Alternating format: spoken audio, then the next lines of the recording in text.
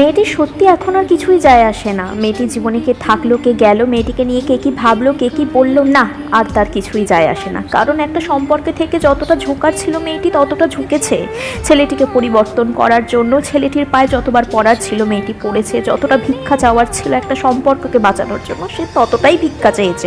কিন্তু ছেলেটি নিজের আনন্দ, নেশা, বন্ধু এগুলো ছেড়ে যে মেয়েটিকে কখনোই সময় দেয়নি বা মেয়েটিকে বোঝেনি, বরঞ্চ দিনের পর দিন মেয়েটির ওপর অত্যাচার অন্যায় করেই গেছে। বহুবার অনেক কষ্টে মেয়েটি নিজের বাড়িতে ফিরে আসে, কিন্তু সে কি আর থাকতে পারে? তার ভালোবাসার মানুষটিকে ছেড়ে বারবার ফিরে যায় ছেলেটির কাছে। আর ছেলেটি সেটারই সুযোগ নিয়ে মেয়েটির সাথে আরও বাজে ব্যবহার, মুখের ভাষা অনেক খারাপ করে মেয়েটির প্রতি।